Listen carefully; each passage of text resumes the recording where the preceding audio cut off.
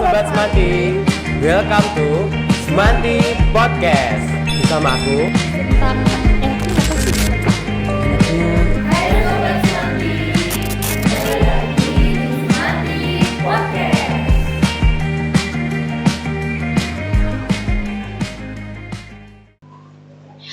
Halo Sobat Semanti, kembali lagi di Semanti Podcast.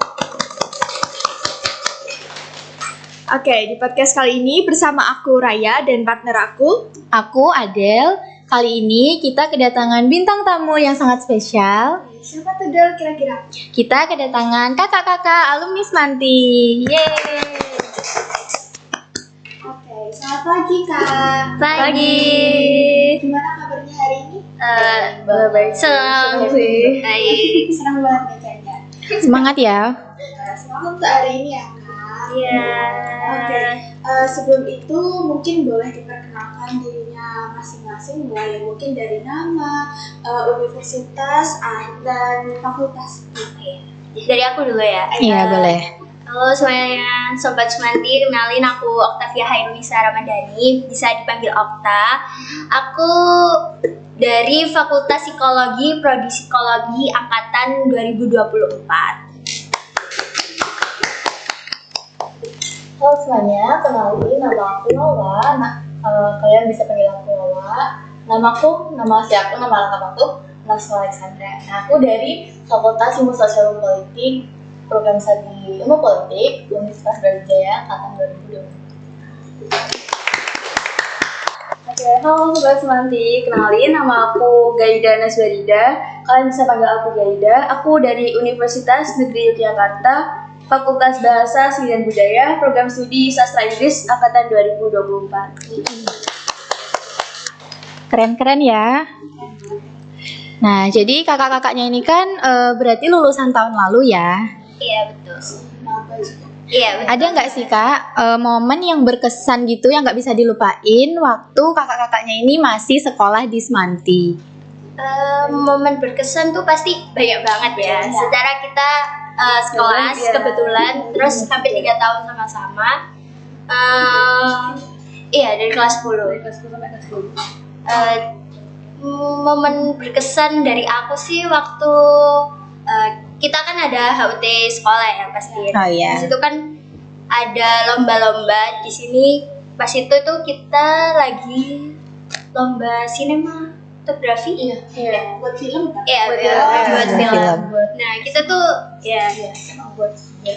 kita tuh syuting film itu di sekolah itu sampai malam-malam. Itu sekelas. Iya, satu kelas. Iya, seru banget. Terus kita tuh ke shoot di lokasi-lokasi yang nggak masuk akal dikit. Itu kita shoot Di rel kereta api. Iya. Iya. Itu benar berkesan banget, soalnya seneng banget. Ya capek sih, tapi sama-sama teman-teman jadi seru banget. Itu waktu kelas berapa? Iya, kelas 11. Mungkin Mbak Lola? Kalau menurut aku, karena kita sekelas ya, kita juga bareng-bareng. Menurut aku yang masih satu angkatan, masih berkesan buat aku itu momen saat pembuatan video angkatan. Nah itu jadi ceritanya kita satu angkatan dikumpulin di lapangan basket itu kayak nyanyi bareng. Iya. Tapi sebelum hari H Untuk itu iya gladi besi. Nah itu malam-malam kita buat kayak panggungnya, terus dekorasi buat foto booth-nya. Berarti sama-sama gitu ngerjainnya. Satu angkatan kok itu. kayak organisasi gitu ya? Bukan. Buat video kelulusan angkatan gitu. Iya, terus waktu hari hanya kita benar-benar seneng banget dan happy banget di situ. Kita bisa kayak pamitan bareng-bareng ya, kita sampai nangis waktu nyanyi itu juga, dan itu menurut aku emang seru banget sih. Kalau Mbak Gaida sendiri? Mungkin saya hampir sama-sama kayak ya, cuman kalau Via kan tadi waktu HUT Semanti. Nah kebetulan di kelas 12 itu kelas IPS 2, kelas KWIB 3 itu tuh ditunjuk untuk mewakili sekolah di SMA Awards Sinematografi. Jadi ya Jawa Pas, iya benar Jawa Pas. Jadi itu benar-benar kayak sekelas itu bikin apa kayak film gitu. Terus sebenarnya itu agak capek ya karena kan udah kelas 12 tapi masih kayak ditunjuk buat ikut lomba gitu, sampai guru-guru tuh bilang, "Ini kalian kelas 12 kok masih ikut lomba-lomba?" Iya gitu kan. Tapi ya nggak apa, kayak karena sekelas nih jadi momennya bareng tuh makin banyak gitu. Karena kelas 12 tuh menurutku momen kebersamaan kelas tuh makin banyak kayak gitu. Iya. Kelas 12 itu waktunya makin dikit. Iya. Kalau kata orang-orang makin mau lulus itu makin akrab gitu, makin dekat gitu. Karena karena mungkin sadar, wah kita bentar lagi ketemunya jarang-jarang nih, ya gitu. Berbanyak momen gitu. Oke. Terus kalau Mbak Okta, Mbak Owas sama Mbak Zaida itu punya guru istimewa nggak? Kayak mungkin yang paling disukain atau yang paling killer yang bikin apa ya? Ngeri, takut. Yang berkesan lah, ya. Oke, coba dulu nih. Kaida dulu boleh. Oke. Sebenarnya hampir semua guru tuh kayak apa ya, punya tempat tersendiri gitu loh. Mungkin kalau di satu aku pilih Bu Yeti ya. Bu Yeti. Iya, guru bahasa Inggris. Oh, bahasa Inggris. Sebenarnya aku kan emang dari dulu suka bahasa Inggris ya, jadi waktu aku diajar sama Bu Yeti tuh kayak bener-bener materi yang disampaikan Bu Yeti tuh nyantol di aku gitu loh. Dan itu juga yang bikin aku tuh yakin sama diri aku buat pilih jurusan sastra Inggris kayak gitu. Mungkin Bu Yeti ngajarinnya enak ya? Iya, enak banget dan nggak pelit nilai. Itu guru waktu kelas berapa, Bu Yeti? Kelas 10, 11, 12. Oh, 3 tahun ya. Ini kan ada 3 tahun. Guru bahasa Inggris minat kalau di sana. Terus kalau bawa? Kalau paling berkesan ya, kalau di aku sih nggak ada yang paling berkesan tuh nggak ada. Tapi yang paling istimewa tuh ya istimewa semua gitu loh menurut aku.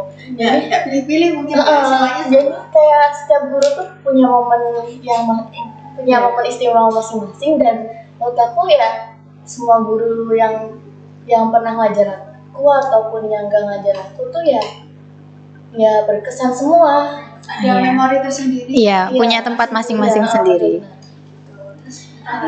Iya, betul katanya Naswas sama Gaida. Semua guru tuh pasti punya cara-caranya sendiri, terus kenangannya sendiri terhadap murid-muridnya. Tapi kalau disuruh pilih yang benar-benar paling berkesan banget, Bu Retno, guru bahasa Inggris wajib, karena kita IPS ya. Jadi kita dapat 2 bahasa Inggris wajib sama minat. Aku sama Ersa mungkin di itu ya episode sebelumnya itu tuh jadi partner ke Bu Retno. Jadi setiap mata pelajaran tuh kita ke Bu Retno buat konfirmasi, Bu ini kelasnya udah siap, terus ya pokoknya udah lengkap gitu. Itu berkesan banget sih. Bisa dibilang tangan kanannya Bu Retno. Iya, udah deket banget gitu ya, Mbak. Itu karena itu juga kayaknya aku di kuliah jadi lebih berani buat ngobrol sama dosen, tanya-tanya juga. Itu lumayan sih, bantu soft skill juga. Gitu.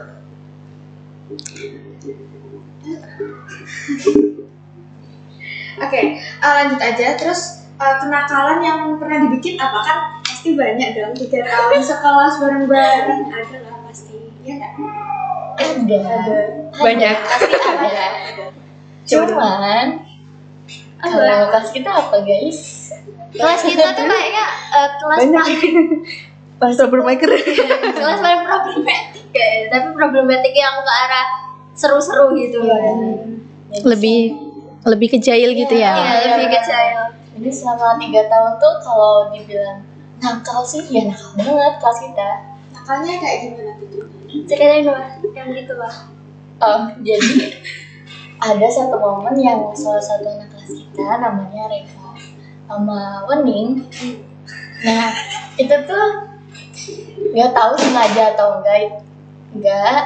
Nah itu tuh nggak sengaja mecahin keramik. Di tembok enggak Keramik yang di tembok. Di bagian mana itu? Bagian kelas atau? Di depan kelas, di depan kelas. Oh. Tapi bukan kelas kita. Oh iya. Kelas orang lain. Nah, Itu aku juga nggak tahu. Aku waktu itu tahunya juga waktu keluar kelas kok ada rame-rame. Ternyata mereka berdua bikin olah kayak gitu. Agak tuh jadi kayak lari-larian gitu loh, terus kayak gak sengaja nyenggol. Dan itu tuh banyak banget tuh yang jatuh. Dindingnya tuh sampai hancur. Iya. Terus mungkin ada cerita lain?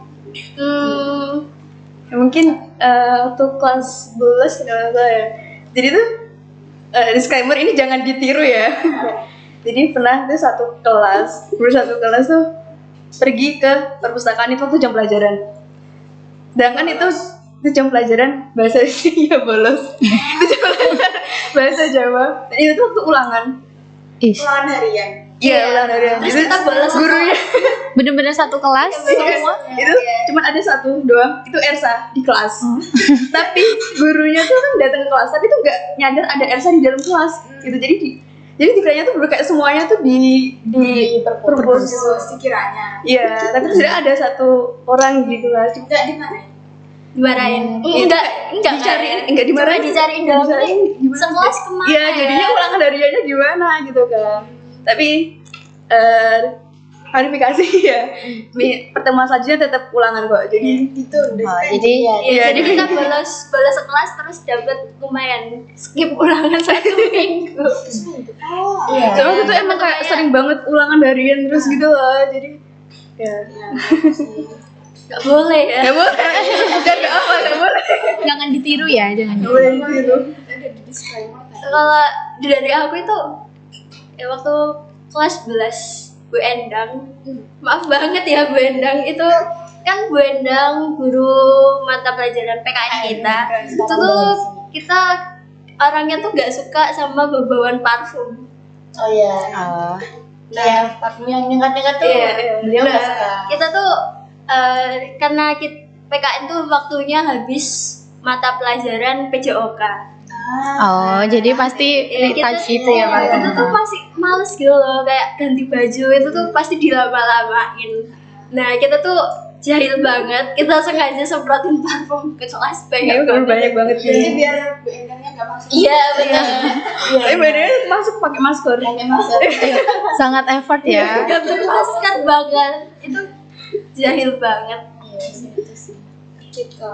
Nah, Mbak Okta, Mbak Wawa sama Mbak Gaida ini waktu SMA itu kalau boleh tahu ikut ekstrakurikuler apa aja sih? Mungkin dari Mbak Wawa duluan? Jadi dulu aku sih nggak ikut apa-apa, tapi aku dulu waktu kelas 10 tuh ada satu momen kita kayak campus kayaknya, campus besar. Itu yang kelas.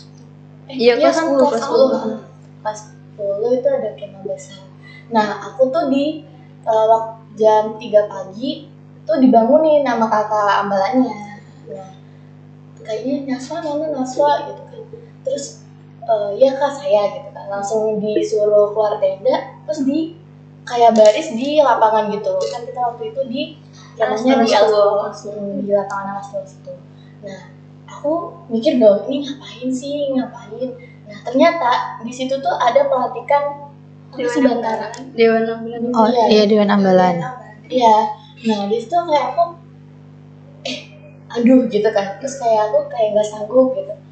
Terus kayak dari cerita teman-teman yang lain, kakak-kakak yang lain kan kalau jadi Dewan Ambalan kan kayak berat gitu kan. Terus aku kayak takut gak kuat gitu loh, teman-teman. Jadi kayak aku terus di situ akhirnya aku mengundurkan diri dari situ.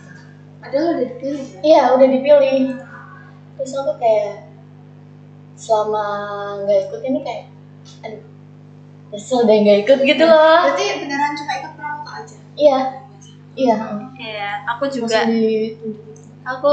juga nggak ikut ekstrakurikuler apa-apa selama SMA. Karena dulu aku tuh waktu SMA tuh pemalu, jadi kayak Oh, introvert.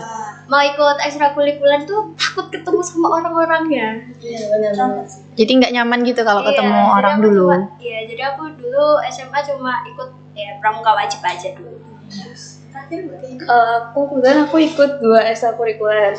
Dan kebetulan aku jadi pengurus juga di kedua ekstrakurikuler. Yang pertama tuh aku ikut English Club, itu dari kelas 10 sampai kelas 11. waktu kelas 11 aku kebetulan jadi sekretaris 2 di English Club. Nah, waktu yang ekstrakurikuler kedua itu aku ikut Semanti Radar Dance. Oh, Ya, dance. dance. Sekarang udah enggak. Iya. Itu aku ikut dari kelas 10 sampai kelas 11. Terus waktu kelas 11 ambilnya aku jadi ketua di SRD gitu. Keren banget emang Gaida. Mbak Gaida bisa dibilang ya cukup aktif ya. Iya. Iya. Di ekstrakurikuler juga lumayan. Iya, jadi pengurusnya juga gitu. Jadi pengurusnya ketua juga. Itu nggak ganggu pelajaran atau masa belajarnya waktu di rumah gitu? Kebetulan 2 ekstrakurikuler itu kayak nggak yang sibuk banget gitu loh. Jadi waktu belajar aku tuh nggak terganggu gitu. Jadi masih aman akademikku. Oke, terus kira-kira keunggulannya Semanti untuk Mbak Okta, Mbak Wawa sama Mbak Gaida di apa sih kayak memilih universitas sama fakultas ya? Ya, sama untuk mungkin cari pekerjaan gitu mungkin. Keuntungannya gitu gimana? Mungkin kan kalau Semanti tuh nggak salah sekolah yang top berapa sih, 600-an gitu ya. Jadi tuh iya top 600-an gitu. Itu menurut aku kayak termasuk salah satu peluang buat adik-adik kelas tuh bisa lolos ke universitas yang diimpikan gitu. Dan alumni kayak di universitas, di PTN, PTS ataupun sekolah kedinasan itu tuh udah banyak banget gitu. Jadi jejak alumninya itu pengaruh gitu ya. Iya, bener-bener track record alumni tuh menurut aku sangat berpengaruh untuk nanti di masa depannya kayak gitu. Ya sih, sama aku juga. Semanti ini menurut aku juga gede ya, relasinya. Iya, benar. Relasinya emang besar banget. Dan kalau mau lanjut ke manapun, ataupun ke angkatan, ke TNI, ke polisi, ke dinasan, ataupun universitas PTN ataupun PTS, ya relasinya banyak gitu loh. Jadi kalian bisa masuk ke kalau kalian pengen masuk ke kayak gitu, ya mending sekolah Semanti aja gitu. Ya, maksudnya karena relasinya banyak dari angkatan-angkatan sebelumnya, alumni sebelumnya, mungkin kita jadi bisa sharing-sharing ya sama yang angkatan sebelumnya, bisa tanya-tanya, Kak, misalnya aku mau di universitas ini tuh nyiapin apa aja sih, terus apa ya pokoknya kesiapan apa aja gitu lah. Terus Semanti ini sekolah yang cukup kompetitif, jadi persaingan kompetitif itu kayak apa ya, Bersaing gitu. ya bersaing, jadi Jiwa bersaingnya buat belajar, motivasi belajarnya tuh jadi tinggi karena lihat teman-teman angkatan kita mungkin wah dia udah jadi ini, atau wah dia dapat prestasi lagi ya hari ini, jadi kita terbangkitkan motivasinya buat belajar gitu. Jadi intinya Semanti itu banyak prestasinya gitu ya, Kak. betul.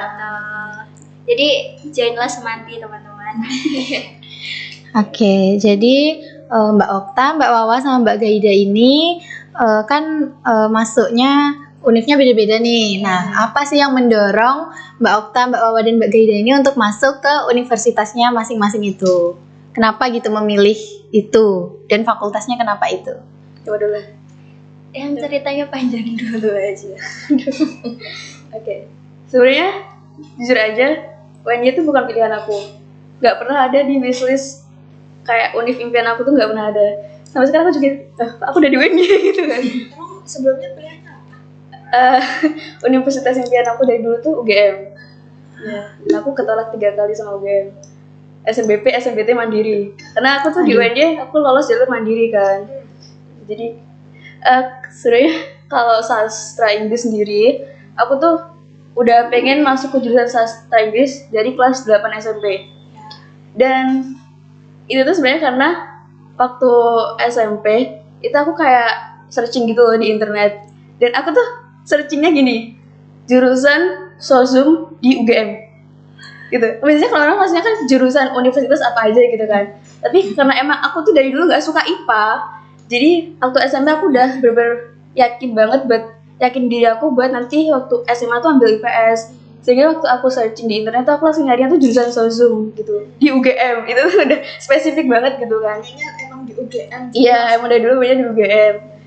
Terus waktu aku liat-liat aku tuh nemu Fakultas Ilmu Budaya gitu kan, dan kayak aku langsung tertarik gitu, oh kayaknya seru nih kalau di FIB gitu kan.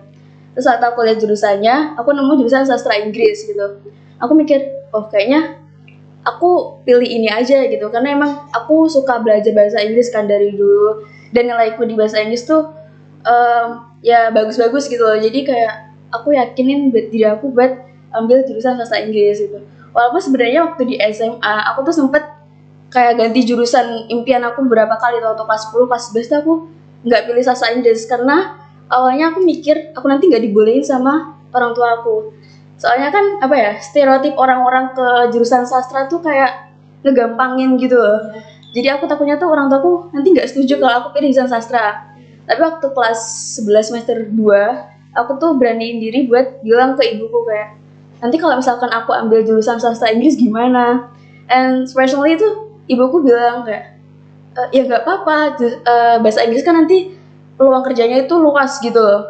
Dan itu aku benar-benar langsung yakin aku buat nanti milih jurusan sastra Inggris gitu. Jadi waktu pengumuman eligible, terus waktu disuruh ngelis tuh sama Pak Anas kan mau ambil apa buat SNBP, aku tuh langsung milih sastra Inggris UGM di pilihanku 1 gitu. Asisten UGM. Iya. Move on ya kak. Udah kak, udah. Dia pasti belum Udah. ada keterima di Ada gantinya juga gitu. gantikan yang lebih baik. Kalau Mbak Wawa?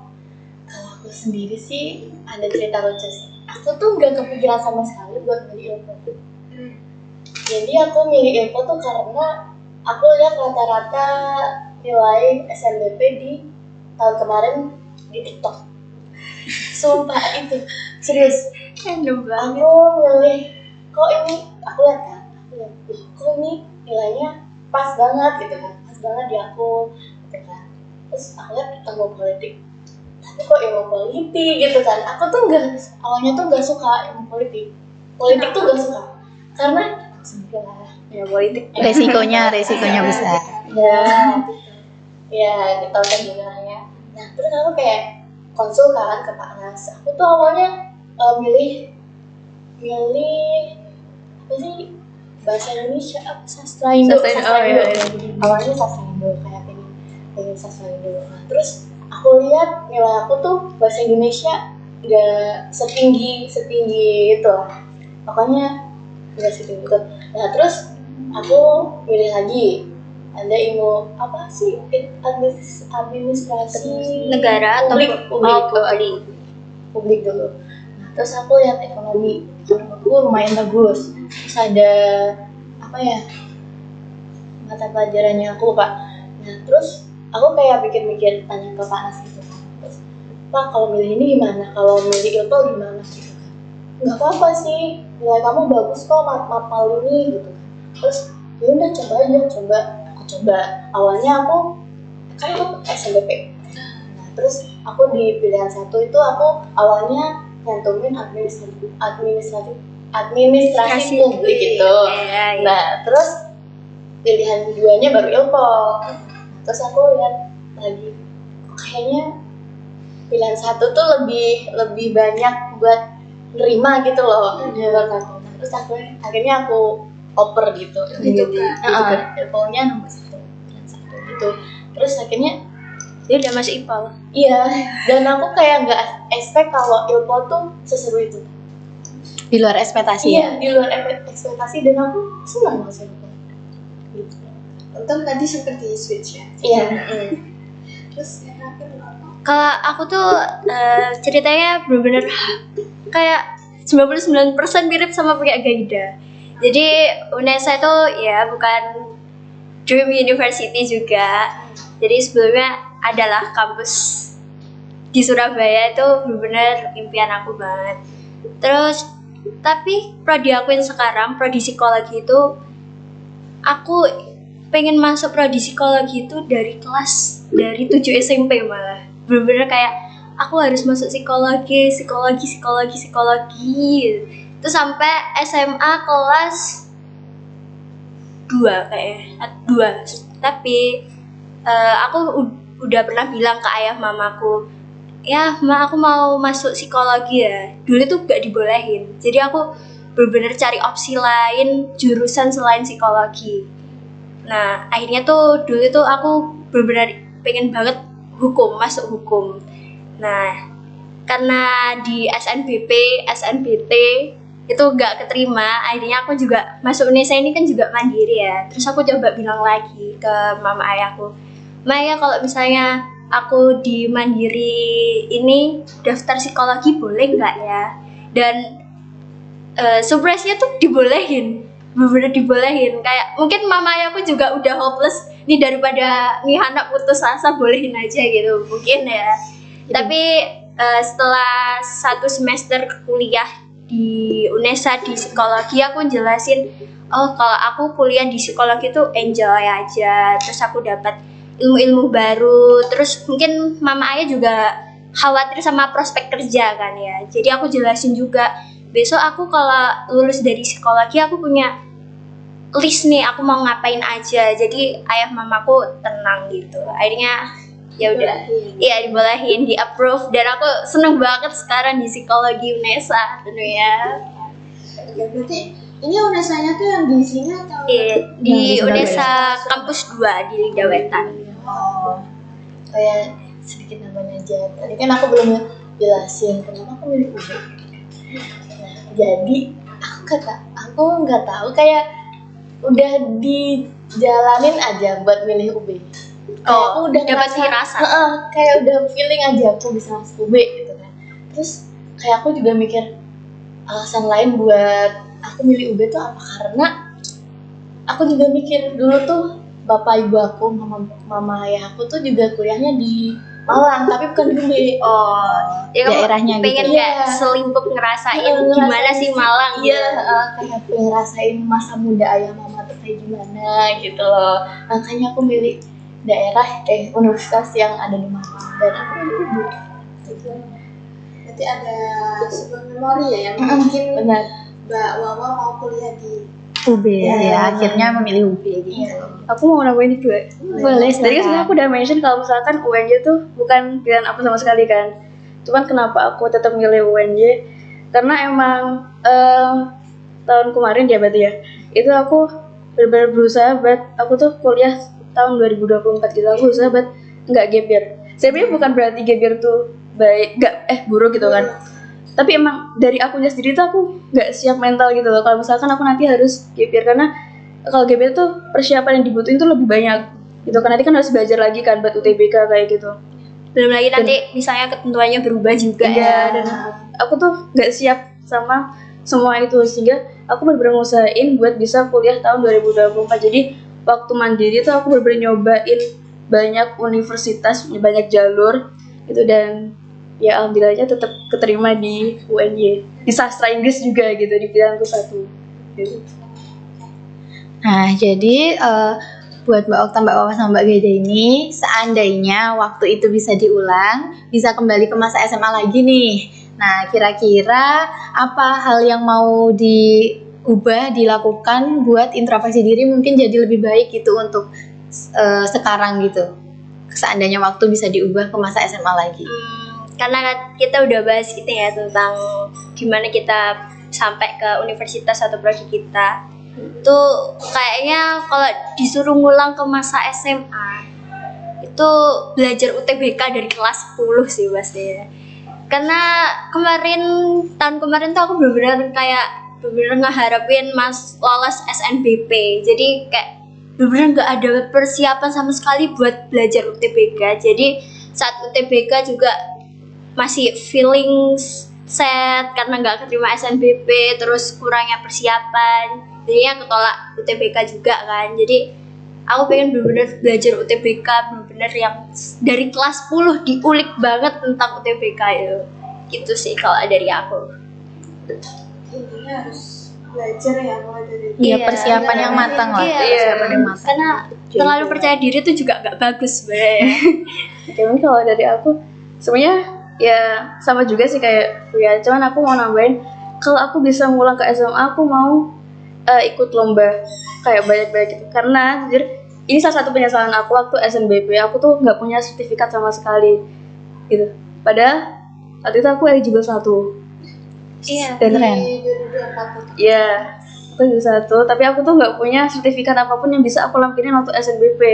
Sehingga menurut aku tuh salah satu faktor juga kenapa aku bisa nggak lolos SNBP.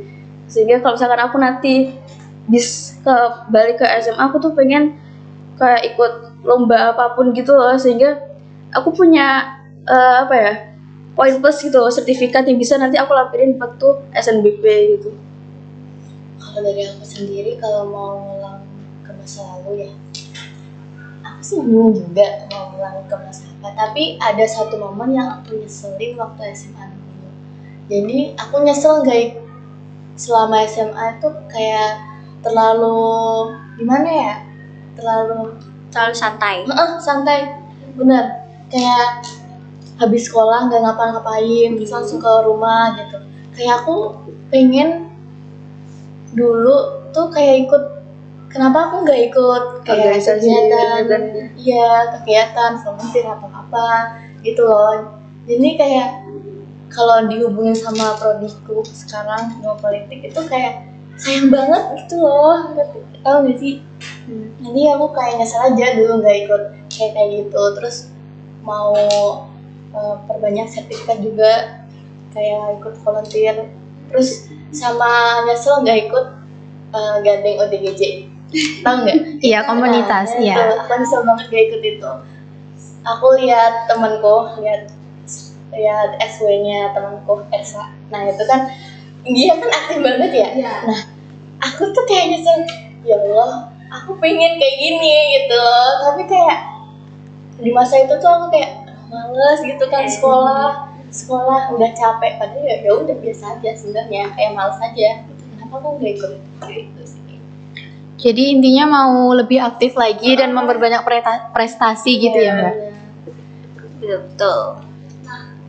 Kan ini bisa dibilang maba ya, berarti masih ada kayak jiwa-jiwa SMA-nya sedikit gitu. Nah, pasti ada dong culture shock waktu masuk ke dunia Perkuliahan banyak nggak?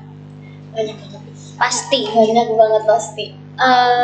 Mungkin aku ya, mungkin karena peralihan dari SMA ke kuliah itu tuh yang paling kurasain banget tuh waktu pengerjaan tugas. Karena waktu SMA tuh mungkin tugas kita tuh masih bisa diskusi sama teman ya, di kuliah juga masih bisa diskusi sama teman kita. Cuma itu kan karena pengerjaan tugas kuliah tuh sumbernya harus jurnal ya, jadi Iya, kita benar. tuh pusing cari jurnalnya. Mungkin misalnya aku udah tahu nih jawaban dari soal-soal ini tuh ini gitu, tapi karena sumber jurnalnya nggak ada, atau mungkin jurnalnya udah kelewat tahun kadaluarsa gitu. Kadang dosen tuh kasih batas jurnal yang bisa dipakai tuh 5 sampai iya mungkin 10 mungkin juga masih bisa. Nah itu tuh kadang udah banyak kelewat gitu loh jurnal-jurnalnya pada kadaluarsa, jadi aku harus mikir otak. Padahal penting. Iya, gimana ya cari jurnalnya gimana lagi ya. Kemarin tuh aku UTS sampai nggak tidur seharian. Jadi aku ngerjain UTS tuh dari habis zuhur jam 12, terus baru selesai jam 5 pagi. Ya terus lanjut kuliah lagi di jam 7 sampai jam 12 siang. Jadi aku benar-benar nggak tidur seharian. Hampir sehari. Iya, itu hampir seharian. Jadi kalau misalnya kalian ini kelas berapa kalian? Kelas 10. Ya, masih kelas 10. Iya. Nanti kalau kuliah jangan kaget-kaget kalau kalian tiba-tiba sering begadang. Jadi istirahat itu jadi hal yang istimewa gitu ya. Iya, benar. Kalian tidur 10 menit tuh kayak udah wah banget gitu ya.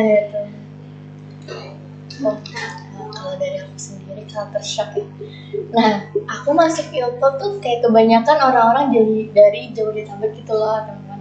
Jadi kayak Teman-temannya dari Jabodetabek. jadi Jabodetabek. Jadi aku kayak beradaptasi sama bahasa mereka. Jadi aku kayak setiap hari tuh lo gue.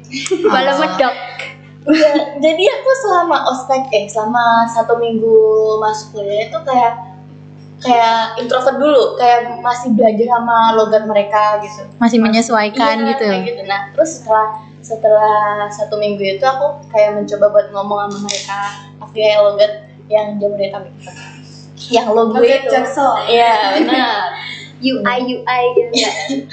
Nah, terus karakter selanjutnya yaitu tugas juga. Iya. Kayak kan kita kan di SMA kayak udah disediain buku sendiri. Oh iya, betul. Terus disediain paket juga dari perpus gitu kan, kita bisa baca dari sumber yang emang sama satu kelas gitu kan. Iya, betul. Nah, kalau di perkuliahan itu beda banget gitu. Jadi kalau itu tuh sama sekali nggak ada buku guys. Itu tuh ada kita itu cari. pasti cuma kayak dikasih ebook doang gitu ya. Iya benar. Terus sama buku referensi, dan buku referensinya tuh bener-bener kalau itu misalnya jadi buku fisik itu bener-bener tebel banget kayak segini Tebel gitu. banget. Nah itu bacanya butuh tenaga banget soalnya. Iya, terus kalau kalau cari sumber itu kan kata lu Iya. dari jurnal, pasti satu orang dari gimana sih? Satu sama lain. Ya satu sama lain itu pasti beda gitu loh. Jadi tapi setelah aku belajar tuh semua mahasiswa tuh nggak ada salah benernya kalau di Iya. mata dosen. Karena ada pendapatnya masing-masing. Iya, Iya, karena benar. itu tadi kita kan tahu jawaban ini karena sumber jurnal yang kita cari. Jadi semua jawaban dari mahasiswa tuh kemungkinan betul semua dengan pandangan mereka sendiri-sendiri gitu. Jadi ya culture shock sih itu. Terus kalau di Malang tuh macet guys, macet tapi dingin. Surabaya juga macet tapi panas. Jogja juga macet tapi panas. Nah itu positifnya Malang. Terus juga banyak sih, cuma ya itu sih lebih spesifiknya itu. Mungkin kalau misalkan masalah tugas jurnal itu juga sama aja ya, apalagi kan aku di sastra Inggris ya, jadi kalau misalkan buku referensi dan segala-galanya sebenarnya ada kayak modul gitu kan, tapi disuruh ngopi sendiri, disuruh bikin buku sendiri, itu kan isinya full bahasa Inggris ya, jadi bener memahami kalimatnya kayak gitu harus lebih ekstra kan daripada kalau ya. Terus mungkin ini sih, kalau di kuliahan tuh lebih individual dan benar-benar dilatih buat mandiri gitu. Kalau misalkan di SMA kan kalau ada informasi atau pengumuman kan kayak di share gitu kan, di share ke ketua kelas kayak gitu kan dari sekolah. Nah kalau misalkan waktu kuliah itu di share-nya tuh di website kampusnya gitu loh. Jadi kayak kalau misalkan nggak update sosial iya nggak bakal tahu gitu. Harus update sendiri-sendiri Iya, makanya itu juga penting buat nyari teman yang suportif gitu, sehingga nanti bisa kayak saling sharing informasi dari kampus gitu. Betul. Terus kalau misalkan di Jogja sih sebenarnya nggak ada kultur kayak gimana mana, karena menurutku Jogja sama Magetan tuh sama-sama panasnya kayak gitu ya. Nah, kakak-kakaknya ini kan udah jadi alumni Semanti ya. Ada nggak sih pesan gitu untuk adik-adik kelasnya yang masih sekolah di SMA Negeri 1 Mas Pati ini? Saya sih ya pastinya belajar ya. Lagi kan ini kemarin kelas 10 ya. Iya. Masih ada waktu itu, jadi belajar, tingkatin nilai, apalagi nanti buat SNBP, terus mungkin bisa kayak ikut lomba atau ikut kegiatan-kegiatan gitu. Tapi tetap perhatiin jadwal belajarnya, jangan sampai mengganggu akademik kalian kayak gitu. Dan yang paling penting perbanyak momen sama teman kelas. Itu penting banget karena nanti kalau udah kuliah nih kayak gitu kan udah nggak pernah jarang ketemu lagi. Ketemu tuh waktu liburan kayak gini aja itu, jadi nanti kalau misalkan ada momen banyak tuh bisa, kalau kangen kan tinggal lihat foto atau video kayak gitu. Udah ada kenangan gitu ya. Iya. Diskusi gitu aja. Iya. Boleh? Kalau dari aku sih, kalau kalian masih kelas 2 ya, itu ya tingkatin nilai itu aja, sama kayak Kak Gainda tadi udah dijelasin juga. Terus ya sih itu aja. Semua tuh iya. udah dijelasin sama Gaida. Mungkin semua tuh udah sama. karena kita semua udah ngelewatin masa SMA ya, terus kita mungkin orang-orangnya nggak yang aktif-aktif banget, emang mungkin banyakin kegiatan, emang ikut lomba atau apapun lah, webinar atau seminar itu tuh coba ikutin aja, terus ningkatin nilai itu pasti. Kalau kalian pasti mau SNBP kan? Iya mau. Nah itu tuh tingkatin nilai. Terus yang paling penting tuh sebenarnya istirahat yang cukup guys.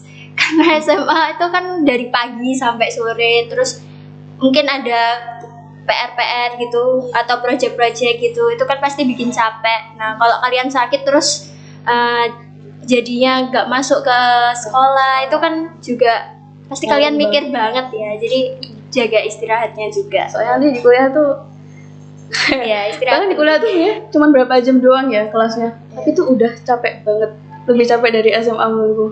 Nggak tahu kenapa. Mungkin kita SMA kan dari jam 7 sampai 3. Ya jam 3 sore. Iya.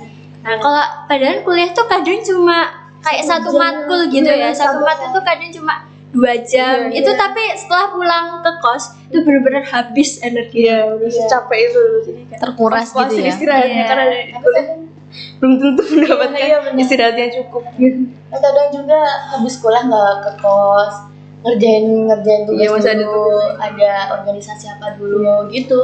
Seharian nggak pulang ke kos tuh juga ada kayak gitu. Cuma gara-gara tugas, cuma gara-gara tugas gitu. Jadi ya itu sih, perbanyak istirahat juga, terus perbanyak sertifikat juga dari luar sekolah ataupun dalam sekolah, karena menurut aku pengalaman buat dapetin sertifikat itu juga ngaruh banget ke kalian. Kayak kalian bukan hanya dapat pengalaman itu dari sekolah aja, tapi di luar sekolah aja kalian juga bisa belajar dari luar sekolah itu, dan kalian juga bisa belajar banyak banget dari kegiatan-kegiatan itu gitu. Jadi ya itu sih kalau dari aku. Mungkin sekian podcastnya kita kali ini. Terima kasih untuk kakak-kakaknya udah mau ya sharing-sharing ke kita. Di sekolah di Semanti ya. Iya. Sebelum itu, sebelum kita akhiri podcast hari ini, jangan lupa Like, comment, dan subscribe YouTube Semanti Podcast. dan See you. see you.